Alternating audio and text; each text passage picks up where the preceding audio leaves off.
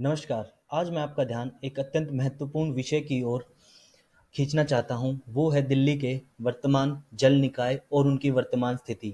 ये जल निकाय दिल्ली में कहाँ-कहाँ स्थित है, वो हमने इस मैप के ज़रिए दिखाने की कोशिश की गई है। और इस मैप को बनाने के लिए जो भी हमने डाटा इकट्ठा किया है, वो दिल्ली गवर्नमेंट की पार्क एंड गार्डन सोसाइटी से लिया है।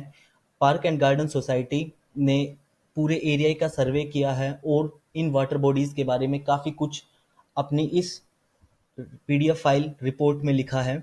इसमें उन्होंने अलग अलग डिस्ट्रिक्ट से वाटर बॉडी, उनकी लॉन्गिट्यूड लैटिट्यूड लोकेशन, उनका वर्तमान स्थिति, जैसे कि वर्तमान स्थिति वो अभी ड्राई है, वेट है, उसमें सीवेज डंप किया जाता है नहीं किया जाता है, बिल्ट अप एरिया है, और वो वाटर बॉडी अभी ट्रेसेबल है या नहीं, इन सब चीज़ों को दिखाया है। इसी को और अच्छे से विजुअलाइज करने के लिए हमने आपके लिए ये मैप तैयार किया है। और उस मैप के माध्यम से हम आसानी से जान सकते हैं कि इस वाटर बॉडी की वर्तमान स्थिति क्या है। इस मैप में हमने काफ़ी सारे कलर का इस्तेमाल किया गया है। कलर यह दिखाने के लिए इस्तेमाल किए गए हैं कि ये वाटर बॉडी की लैंड ऑफ ओनरशिप किसके पास है। जैसे यहाँ ये इस वाटर बॉडी की लैंड ओनरशिप बीडीओ के पास है, वहीं ये ब्लू डीप ब्लू है वो एमसीडी के पास है, ग्रीन डीएमआरसी के पास है। तो इनकी अलग अलग ओनरशिप है। इसी के साथ हमने इनकी एक हेल्थ स्कोर भी देने की कोशिश की है। इन वाटर बॉडीज को हेल्थ स्कोर देने के क्राइटेरिया या आप पैरामीटर कह सकते हैं, वो उसके लिए हमने 5 चीज़ों को ध्यान में रखा है। और ये डाटा भी हमने दिल्ली की पार्क एंड गार्डन सोसाइटी से ही लिया है। इस हेल्थ स्कोर के लिए हमने अलग अलग पैरामीटर को अलग अलग मार्क्स दिए हैं।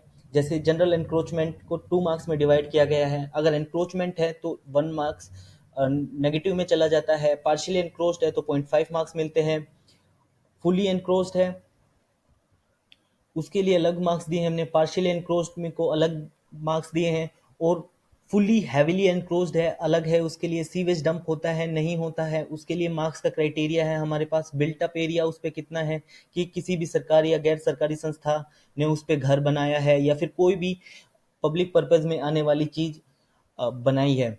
उसके बाद हमने इसकी पानी वाले और सूखे की स्थिति में ये कहने की कोशिश की है कि वर्तमान में यह जल निकाय है, जोहड़ है, ये सूख चुका है या फिर गीला है, या फिर कुछ एक पर्टिकुलरली एक सीजन मानसून सीजन में ही गीला रहता है या बाद में गीला रहता है।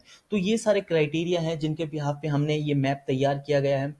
तो मैं आपसे उम्मीद करता हूं कि आप एक बार इस मैप को जरूर देखें, और इसका लिंक हम आपको अपने कमेंट बॉक्स में ज़रूर देंगे। आप उस पर क्लिक करके इन सभी जल निकाय के, अपने आसपास के जल निकाय की वर्तमान स्थिति जान सकते हैं। जैसे कि हम एग्जाम्पल के लिए एक ये रैंडमली उठा लेते हैं, तो इसके बारे में डिटेल यहाँ पे लिखी हुई है। ये डिस्ट्रिक्ट किस में आता है, वेस्ट दिल्ली में आता है, नीलोठी गांव है ये। इसके बारे में और सारी डिटेल है, लेकिन हम पर्टिकुलरली अपने हेल्थ स्कोर के बारे में ही ज़्यादा डिस्कस करेंगे। सबसे पहले है ये पार्श फुली और पार्शली डेवलप्ड है या अंडर डेवलप्ड है, उसके बारे में है। ड्राई है, वेट है, उसके बारे में क्या सिचुएशन दी है हमारे सामने। बिल्ट अप एरिया है नहीं है, लीगली बिल्ट अप एरिया है। उसके बाद इसका ओवरऑल स्कोर कितना है, ये है 0.30। अभी आप ध्यान से देखें तो ये 5 बीघा और 8 बीसा में फैली हुई जमीन है। लगभग आप मोटा मोटा मान के चलिए कि 5,000 गज से ज़्यादा की ये जमीन है। और उस पे ये इसकी वर्तमान स्थिति क्या है उसके बारे में कुछ नहीं पता। हम इसको कैसे प्रिजर्व कर सकते हैं, कैसे कंजर्व कर सकते हैं, आने वाले टाइम में इसके पानी को कैसे इस्तेमाल कर सकते हैं, इसके बारे में गवर्नमेंट के पास अभी कोई और खास डाटा है नहीं। हम दूसरा एक एग्जांपल लेते हैं।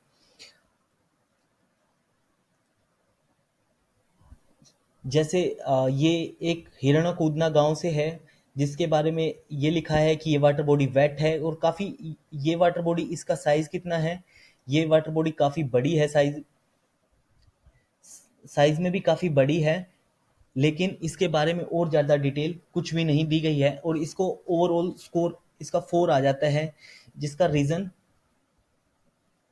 यहाँ पे इसको एक स्कोर वेट का मिलता है, और नो स्टेटेड के लिए half half half half marks से इसका ओवरऑल स्कोर 4 हो जाता है। तो ऐसे ही काफ़ी सारी वाटर बॉडीज़ है जिनकी हमारे प्रशासन ने कोई ज़्यादा खोज खबर रखी नहीं है। लेकिन अगर हम इनको वापस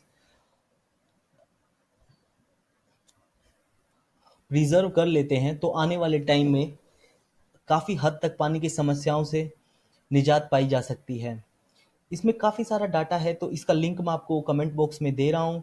और मैं उम्मीद करता हूँ कि आप इन सब चीज़ों को देखेंगे और अपने ओपिनियन और अपनी राय इसके साथ हमें ज़रूर शेयर करेंगे। Thank you.